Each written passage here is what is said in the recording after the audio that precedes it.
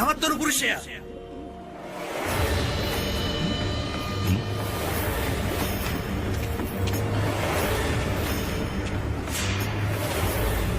සමා වෙන ගුරුතුමනි.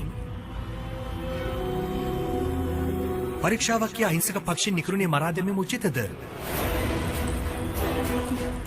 පරීක්ෂාව දනුද්දර යෝග්‍යතාව මන බැලීම සඳහායි. ඒ සඳහා වෙනත් ඉලක්කයක් තිබේද?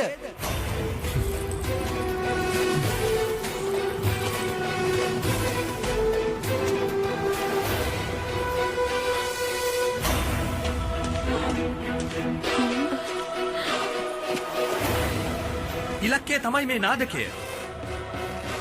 ලෝහ තැටියේ කේන්ද්‍රයට විදින කෙනා ඔහුයි දක්ෂතම දුනුවාය.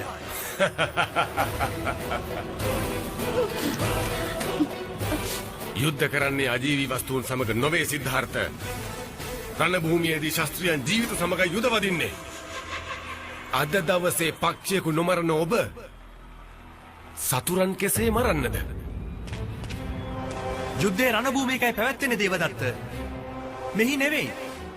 යුද්ධය ඔබට අනිවාර්ය වූාට මා කුමට දෙසේ යුද වදින්නේ? නිර්දෝෂි පක්ෂියෙකු නිකරුණේ මරා දමන්නේ. එය උචිත නැහැ. ඔබේ සාදු දර්ශනයෙන් පළක් නැහැ. ශාස්ත්‍රීයෙක් නම් ජයගත යුතුයි මේ පරීක්ෂාව කෙසේ හෝ. විරෝධතාවන්ගෙන් පළක් නැහැ. කුමාර දේවදත්ත සත්‍යයක් පවසන්නේ. යුවරජතුමා කුමකටද සුළු කරුණකට මෙතරම් තැවෙන්නේ?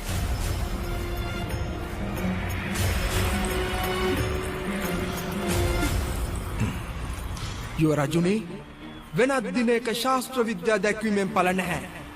අද පමණයි එයට වෙන්වන්නේ.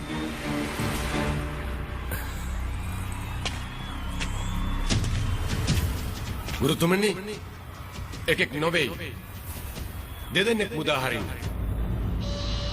මා දෙදෙනාම එක් ඉලක්කයකට ගන්නවා.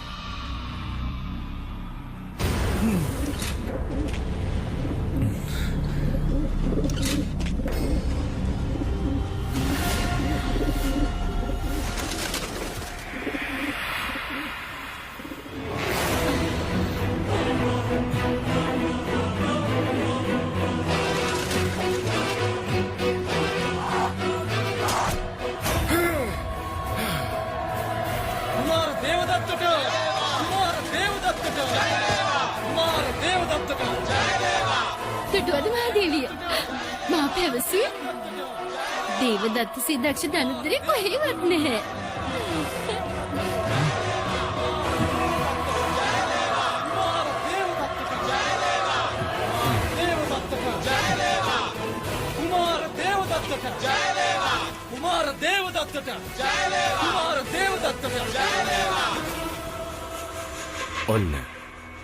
ඔන්න ඔබට බාරයි. එකා වෙනුවට දෙදෙනාම ගෙන ගොස්සුව කරන්න. කුඩා කාලය මතකයිනේ. යන්න. සිද්ධාර්ථ, දැන් ඔබේ වාරය.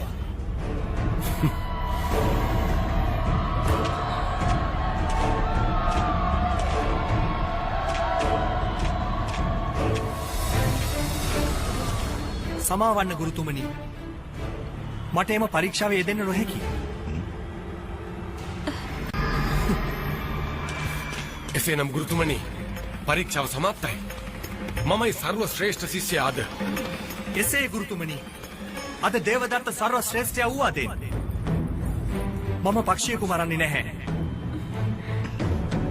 සිද්ධාර්ථ, ඔබ මුහුණ දෙන්න පරීක්ෂණයට. එයයි මගේ නිර්දේශය. ගුරුතුමනි, අවශ්‍ය මගේ හැකියාව පරීක්ෂා කිරීමට නිසා මගේ ධනුර්විද්‍යා නිපුණත්වය පෙන්වීමට වෙනත් ඉලක්කයක් යොදාගත නොහැකිද? ගත හැකි. එසේ ගත හැකි. නමුත් ඉලක්කය දුෂ්කර එකක් විය යුතුයි. විදීමට නොහැකි නම් පක්ෂීන්ට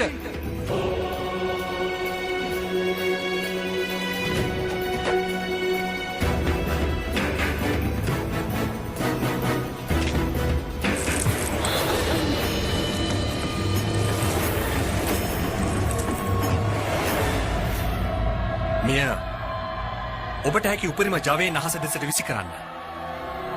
කොතරම් කුඩා වුවත් මේ මට ඉතා පහසු ඉලක්කයක් දේවදත්ත. ඇයි උපහාසයට ලක්වන්නේ තමාම?